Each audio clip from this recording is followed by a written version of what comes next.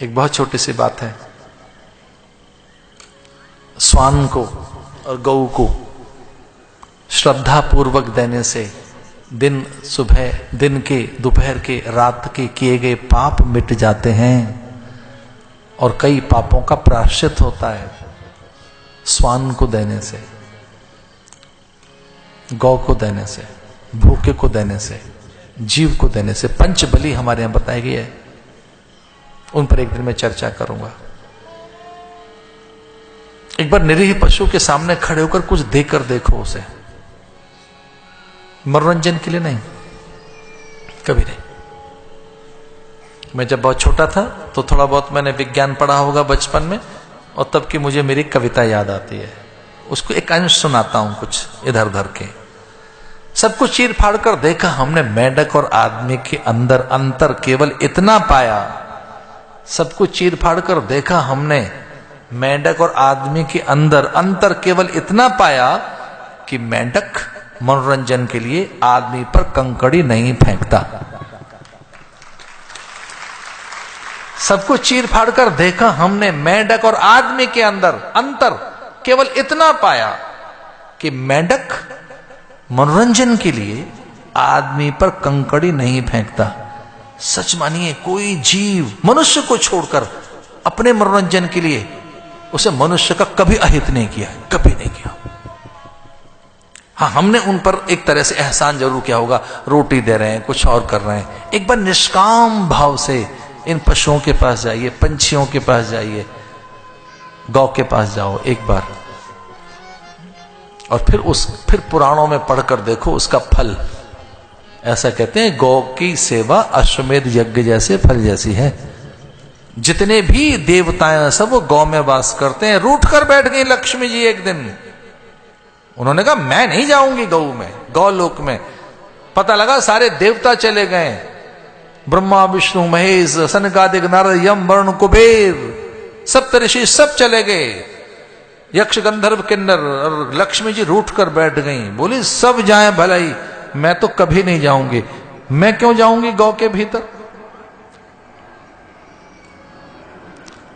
मेरे नारायण कभी नहीं जा सकते। पता लगा नारायण लोग खा लिया, रुद्र लोग खा लिया, पार्वती चली गई, ब्रह्माणी चली गई, रुद्राणी चली गई, सची इंदिरा चली गई, यज्ञ पत्नियां, अप्सराएं, सुरबालाएं, ललनाएं अकेली रह गई बिल्कुल। अच्छा, पूरा गांव खाली हो जाए, आप रह जाएं, फिर किससे बातें करोगे? घर खाली हो जाए, आप रह जाएं, किससे मिलोगे? तो पता लगा पार्वती भी गई, शिव गए, ब्रह्माणी गई, ब्रह्मा गए, रुद्राणी गई, रुद्र गया, और सची इंदिरा और इंद्र आदि सब गए, देव पितृ आदि सब। मैं अकेली रह गई, कोई नहीं बचा, अकेली रह गई। और फिर गौ के पास आई लक्ष्मी जी। ये बड़ी सुंदर सी कथा है। लक्ष्मी जी ने कहा कि सब अंदर हैं, मेरा पति भी तेरे भीतर है, सारे देवता, तो मेरे लिए कोई स्थान बचा कि नहीं? मेरे लिए कोई स्थान है? एक दिन बताएंगे अष्टम स्कंद में, जब दसम स्कंद में हमारी जब कथा पहुंचेगी तो बताएंगे कौन सा देवता की क्या लोकेशन है गौ माता में। लोकेशन बताएंगे कौन सा देवता कहां है। आज तो केवल लक्ष्मी जी की लोकेशन बता रहे हैं आपको। लक्ष्मी जी ने कहा कि मेरा स्थान क्या है, मैं कहां रहूंगी? तो गौ ने कहा देखो तुम्हारे पति यहां है, ब्रह्मा यहां है, और शिव यहां है, ब्रह्माणी यहां है, रुद्राणी यहां है, यम वरुण कुबेर यहां है। तो उन्होंने कहा कोई स्थान बचा, एक भी स्थान जहां मैं रह सकती हूं? तो गौ ने बड़ा सकुचाते हुए कहा कि ना भाई, कठिन है, अब तो क्षमा कीजिए, मुझ में कुछ नहीं बचा, एक रोम भी नहीं बचा है, मैं अब आपको ग्रहण नहीं कर सकती। तो लक्ष्मी ने कहा कुछ तो बचा होगा। तो गौ ने कहा कि मेरा गोबर बचा हुआ है, उसमें बैठना हो तो आ जाओ। और आप सुनकर चौंक जाएंगे। लक्ष्मी ने कहा मुझे यही मान्य है, गोबर, बर कहते हैं श्रेष्ठ को। और आपको अंदर की बात बता रहा हूं, गौ की सबसे महंगी कोई चीज है तो दूध नहीं है, दही नहीं है, घी नहीं है, मट्ठा नहीं है, और भैया मूत्र भी नहीं है। उसकी सबसे महंगी कोई चीज है जो वैज्ञानिकों ने बताई है, ऋषि मुनियों ने, तो उसका नाम है गोबर। गोबर सबसे महंगी चीज है उसकी, उसमें लक्ष्मी जी का वास है। गोबर, बर कहते हैं श्रेष्ठ को। गौ की श्रेष्ठ वस्तु, गौ की उत्तम उत्तम वस्तु, गौ की मूल्यवान वस्तु कोई है तो गोबर है। आइए चलो एक और बात सुने, ये मूत्र में कौन है? सारी नदियों ने अभिमान के साथ कहा हम सारी नदियां चली गई, गंगा ने मना कर दिया। गंगा ने कहा कि हमको भी गौ में जाना पड़ेगा।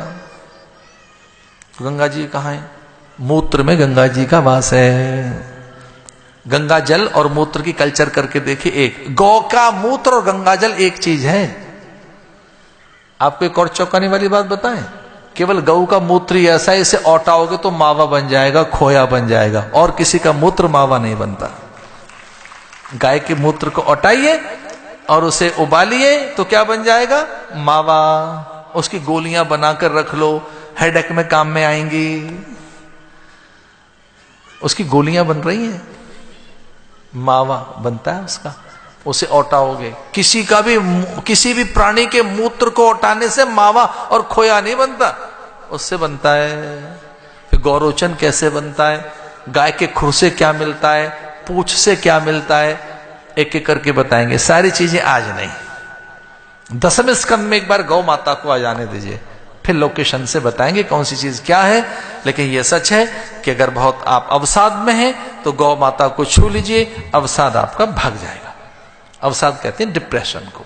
अगर आप अवसाद में हैं, भय चिंता में हैं, तो गौ के पास जाइए।